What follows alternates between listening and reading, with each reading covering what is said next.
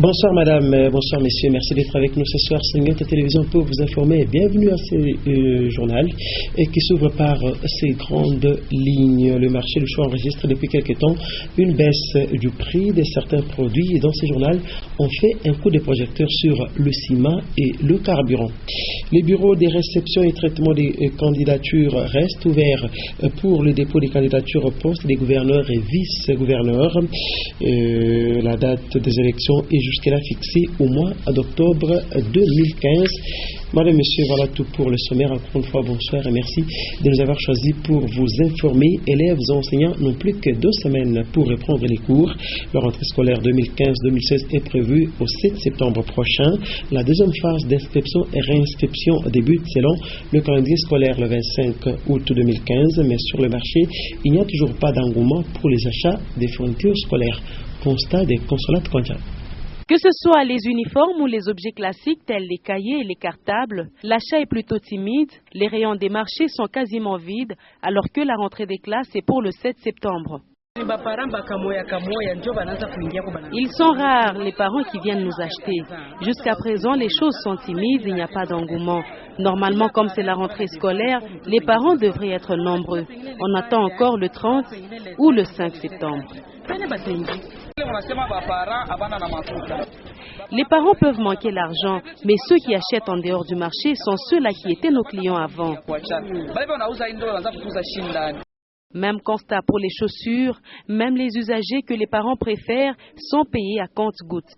Comparativement à des années antérieures, à des années passées, nous avons un problème. C'est-à-dire nous constatons qu'il n'y a pas vraiment d'engouement dans les marchés. Nous n'avons pas beaucoup de parents qui viennent comme d'habitude, comme nous sommes habitués à les faire. La plupart des parents, eux, évoquent la conjoncture qui a réduit leur pouvoir d'achat, d'où ce retard dans les préparatifs. C'est peut-être à quelques jours de la rentrée des classes que les choses vont se dessiner.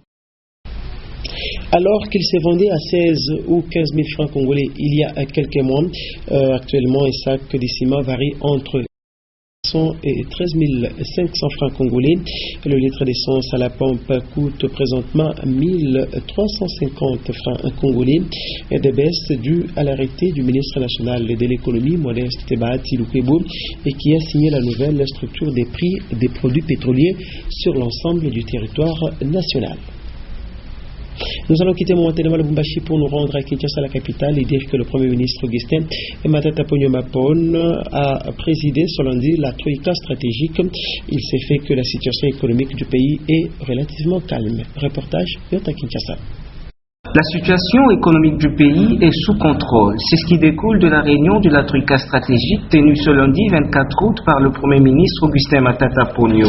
Dans son ensemble, il est observé qu'au niveau de certains pays émergents se constate une baisse de la demande qui influe le taux de croissance économique d'une tendance baissière de nos produits. Le ministre des Finances au micro de la presse. Le cours de nos principaux produits d'exportation, le cuivre notamment, accuse une tendance baissière. Aujourd'hui, le cuivre au niveau international se vend à $5 000 la tonne, alors que pour le pétrole, aujourd'hui, on est à $43 le baril. Et cette situation a des répercussions naturellement sur la situation économique du pays, où il s'observe également un ralentissement de l'activité économique. Le taux de change est de 924 francs congolais le dollar. Le taux d'inflation est à moins d'1%. Et d'une manière générale, la situation est sous contrôle. Notons par ailleurs que la question du chemin de fer Kinshasa-Matadi a été examinée et quelques propositions ont été faites afin de pouvoir travailler à la réhabilitation de ce chemin de fer pour permettre une grande fluidité dans le transport de marchandises. Et on rentre ici en province pour dire que prévu du 24 au 28 juillet, le dépôt des candidatures des gouverneurs et vice-gouverneurs s'y poursuit. Au bureau de réception de la Commission électorale nationale indépendante, CENI en sigle, plusieurs dossiers sont visibles, mais l'inquiétude se pose quant à la date d'organisation de ces élections.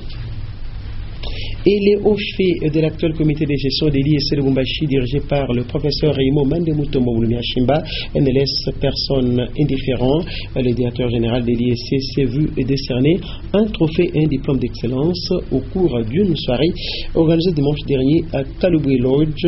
Plusieurs invités, dont l'épouse du lauréat et une poignée d'agents IEC, ont pris part à cette rencontre. Récit des faits avec Léon Magloire Munga. La soirée organisée par l'ASBEL et Helping Hand for Africa était aussi une opportunité pour les organisateurs de cet ASBEL de reconnaître les mérites du professeur Raymond Mandemutombo Mulumyashimba, DG de l'IEC Lubumbashi. Au bout de 2 ans, grâce aux efforts de ce digne fils du pays, cette institution appartenant à l'État congolais, l'IEC Lubumbashi, a acquis une concession de plus ou moins 12 hectares sur lequel tout un campus est en cours de construction et jusque-là avec seulement la contribution des étudiants. Après avoir reçu le diplôme et le trophée de mérite au logo de l'ASBEL et Helping Hand for Africa, le lauréat a eu quelques mots justes. Le chef de l'État appelle pour les 5 chantiers, la révolution de la modernité. C'est une responsabilisation de tous les Congolais pour que chacun là où il puisse se montrer de quoi il est capable afin de rendre la RDC un pays vivable pour les Congolais et pour ceux qui ont choisi la RDC comme étant leur seconde partie. Donc, nous devons soutenir les enfants qui sont en souffrance. Donc, l'effort que nous faisons, c'est dans le même sens pour que les enfants qui viennent à l'université puissent étudier dans de bonnes conditions. À côté d'un grand homme se cache toujours une grande dame, dit-on. Mama Astrid Kalinga Mandé a toujours été aux côtés de son époux pour l'encourager à mieux faire. Bien évidemment, sans oublier l'apport considérable du personnel de l'IEC et des étudiants. À toutes ces personnes, le lauréat Mandemutombo Mulumyashimba a dédié ses prix de valeur afin que la lampe allumée de l'IEC rénovée brille toujours plus haut. Et nous allons garder le même chapitre pour dire que M. Georges Kadinga, coordonnateur de l'ONG ACP Action contre la pauvreté, a reçu un trophée et un diplôme de mérite de la part de l'ASBEL Helping Hand for Africa, et ceci au regard de ses multiples actions dans les territoires de Mitwaba. Au chevet des déplacés internes victimes du phénomène Mai Mai, l'ONG ACP que dirige Georges Kadinga a rendu aussi un vibrant hommage à ses 2 partenaires. Il s'agit de l'UNICEF et du PAM. Encore une fois, l'homme Gloire Monka. Voici exactement 12 ans que l'ONG ACP, Action contre la pauvreté, opère activement à Mitwaba, ex-triangle de la mort, aux côtés des déplacés internes victimes du phénomène Mai Mai, notamment avec le seigneur de guerre Gédéon Kyungu Muntanga. Après plusieurs actions de terrain, à ses risques et périls dans cette zone rouge, le coordonnateur de l'ONG ACP, M. Georges Kadinga, a reçu de l'ASBEL et Helping Hand for Africa un diplôme d'excellence et un trophée au cours d'une soirée spéciale organisée à Kalubwe Lodge en présence de plusieurs invités. Ça nous encourage. Sur ce, nous remercions plutôt les organisateurs et les participants. Comme nous travaillons dans la prévention et la résolution pacifique des conflits, nous souhaitons vivement que les territoires de Mitwaba et tous les territoires qui sont dans l'ancien triangle de la mort, actuellement au niveau de la mort, pour que la paix revienne dans cette contrée de manière à ce que les populations que nous appuyons régulièrement et déplacées et retourner puissent aussi vivre aisément pour qu'ils s'abonnent aux travaux de développement. L'ONG ACP travaille à Mitwaba, Kyubo, Kasungeji et autres Mufunga Sampwe avec des grands partenaires comme l'UNICEF et PAM, Programme alimentaire mondial. Et tant soit peu, ces compatriotes déplacés internes du triangle de la mort retrouvent petit à petit leur sourire, grâce notamment à l'intelligence et la sagesse de Georges Kadinga, qui est aussi un fils du territoire de Mitwaba.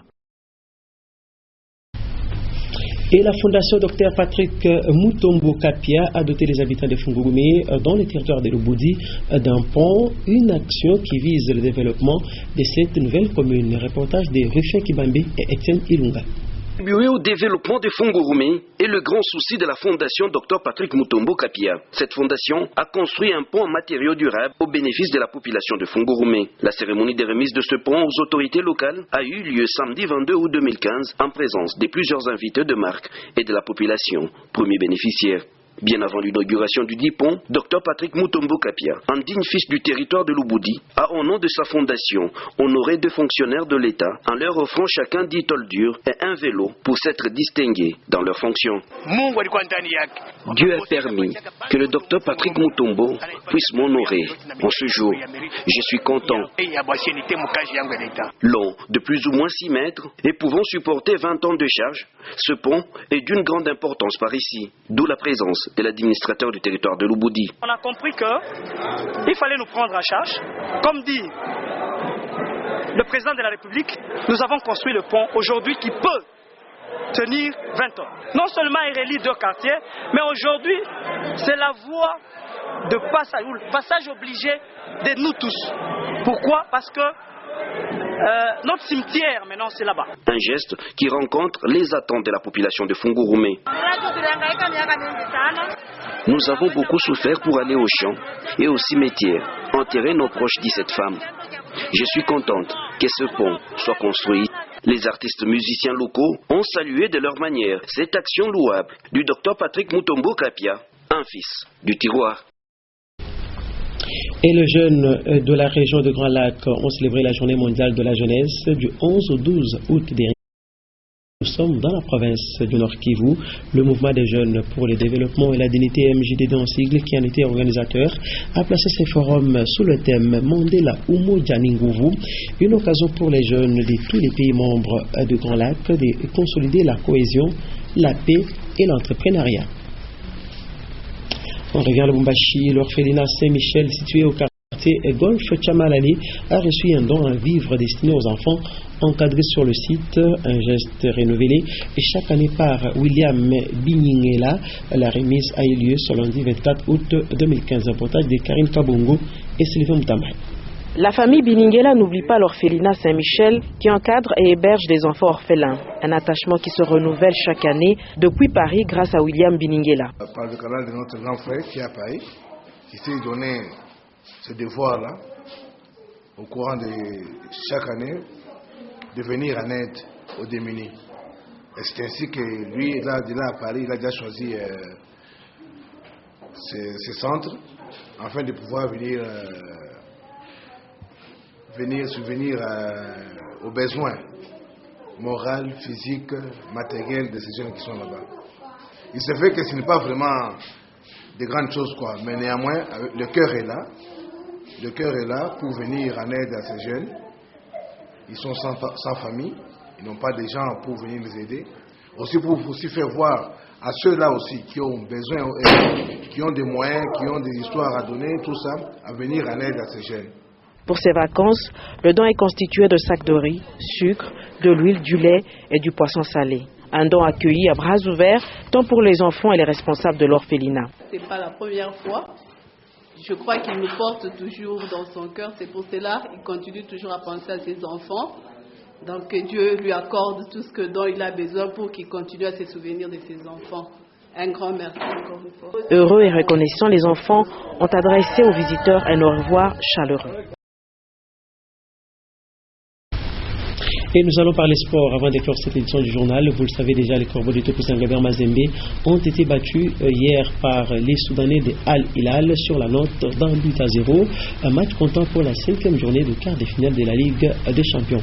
Résumé de cette rencontre avec Maka Turki. Démarrée sous le chapeau des roues, cette rencontre Al Hilal tout-puissant Anglebert Mazembe n'a pas connu de round d'observation. Les Soudanais forts de l'appui de leur public sont les premiers à entrer dans le match avec l'incursion de Moudatir El Taïb, sorti en corner par le géant du tout-puissant Anglebert Mazembe, Salif Koulibaly. À la 7e minute, reprenant le centre de son partenaire, Moudatir lâche une frappe repoussée par Robert Kidiaba. À terre El Taïr, qui suivait l'action, propulse Cuir au fond de filet. Kidiaba qui n'a rien pu faire sur cette frappe, il a repoussé le ballon dans les pieds d'un joueur Après ces buts, les Corbeaux louchois, auteurs de plusieurs perces de balles au milieu du terrain, ont permis aux Soudanais d'Al Hilal de se procurer plusieurs occasions. Mais leurs attaquants ont pêché par des ratés. La franche occasion du tout-puissant Anglebert Mazembe arrive à la 29e minute par cette reprise de volée de Prana Alissa Mata, captée par le gardien Martin Loïc. À 4 minutes de la pause, les Soudanais n'étaient pas loin d'alourdir le score. Mais le tout-puissant Anglebert Mazembe, grâce au bon retour de Salif Koulibaly, évite le pire. 1-0 score à la pause. Au retour, Patrice Carteron injecte Adama Traoré en lieu et place de Daniel Niadjei et la partie, elle, démarre sur la tentative de Mohamed Ahmed Bachir. Et juste après, les Anglebertois ont pris la commande du match, avec notamment Claver Assalé, Pangui Bolingui monté à la 56e minute, et surtout à la 76e, sur ses coups francs de Solomon Assanté, déposé sur la tête de Koulibaly, mise en corner par Maxime Loïc, le portier d'Al Hilal. Et jusqu'à la dernière minute, les Corbeaux se sont battus pour égaliser, mais sans succès. 1-0 score final. Al Hilal rejoint ainsi le tout-puissant Anglebert Mazembe à 8 points. Et la dernière journée réserve beaucoup de suspense. Et voilà, madame, messieurs, c'est par cette information sportive que prend fin ce journal. Mais avant de nous quitter, on voici tout de suite le rappel des titres. Le marché, le choix enregistre depuis quelques temps une baisse du prix de certains produits. Et dans ce journal, on a fait allusion au ciment et au carburant. Et puis, les bureaux de réception et traitement des candidatures restent ouverts pour le dépôt des candidatures au poste des gouverneurs et vice-gouverneurs des nouvelles provinces. Et la date des élections, elle, est jusqu'à fixée au mois d'octobre 2015. Et voilà tout pour ce journal, madame, messieurs. Merci d'avoir suivi Extension de Forum Signet Télévision et au revoir.